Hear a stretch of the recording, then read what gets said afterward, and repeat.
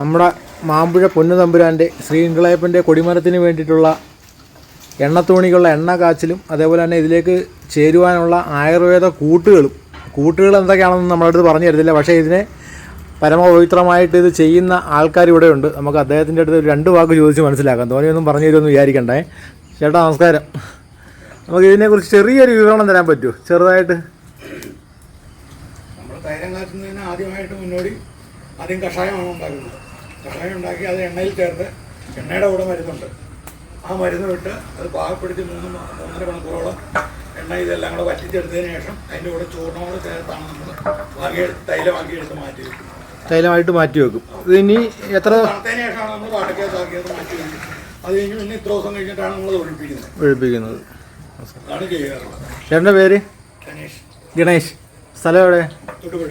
നമ്മുടെ സ്ഥിരം പരിപാടി കൊടിമരത്തിൻ്റെ ശബരിമല ഉൾപ്പെടെ നമ്മൾ തന്നെ ചെയ്യുന്നത്. ചേട്ടൻ്റെ പേരോ? ആശാന്റെ പേര് വേണുന്നാണ്. വേണു. ആളുടെ സ്ഥലം? തൊടുപുഴ തന്നെ. മനോജ് തൊടുപുഴ തന്നെ.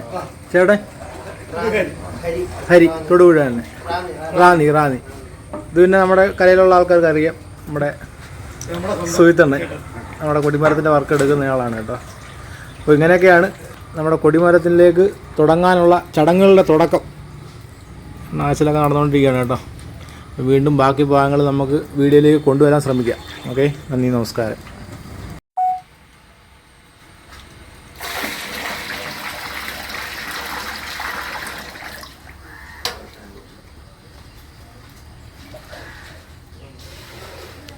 നമ്മുടെ മാമ്പുഴ പൊന്നുതമ്പുരാൻ്റെ കൊടിമരത്തിന് വേണ്ടിയിട്ടുള്ള എണ്ണത്തോണിക്കുള്ള എണ്ണ കാച്ചൽ, അതുപോലെ തന്നെ കഷായം, ഇതിൻ്റെ കൂട്ടുകളില്ലേ, കൂട്ടുകൾ ചേർക്കുന്നില്ലേ?